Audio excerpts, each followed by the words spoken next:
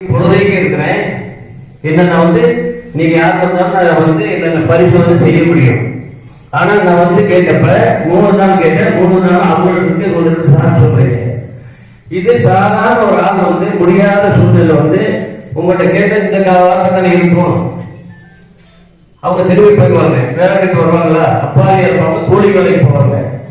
அப்ப ஒரு மக்களை தேடி மருத்துவம் சொல்லி அரசு அறிவிக்குது. அந்த அரசு செயல்படாம செயல் வைக்கிறது யாரு?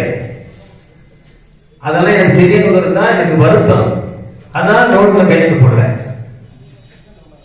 அப்ப இந்த துறையில கிராம சபைக்கு வர உட்காரலாம், தீர்மானம் போட்டு எனக்கு துறைக்கு ஆதரவாக தான் பேசுவேன், எல்லா துறையும் கண்டிப்பேன். சரிங்களா? அதனால நான் ஆக்கிரம் பார்வைன்னு சொல்லி நிறைய கொடுத்துருக்கிறேன்.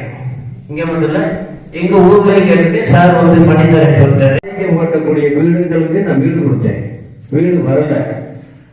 ரெண்டாவது இப்ப நான் என்ன சொல்றேன்னா, எனக்கு கண்டன தீர்மானம் போட்டு கொடுக்கணும். என்ன பொழுதைக்கு இருக்கிறேன். என்ன நான் நீங்க யார் வந்தாலும் என்ன பரிசோதனை செய்ய முடியும். ஆனா நான் கேட்டப்ப 3 நாள் கேட்டேன். 3 நாள் அவங்களுக்கு ஒன்று சார் சொல்றீங்க. இது சாதாரண ஒரு ஆள் முடியாத சூழ்நிலை உங்கள்கிட்ட கேட்ட இந்த வார்த்தை இருக்கும்.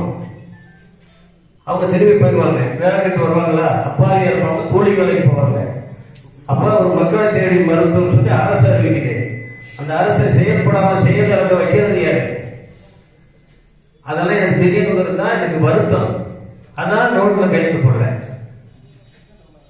அப்ப இந்த துறையில கிராம சபைக்கு வர உட்காரலாம், தீர்மானம் போட்டு எனக்கு துறைக்கு ஆதரவாக தான் பேசுவேன், எல்லா துறையும் கண்டிப்பேன்.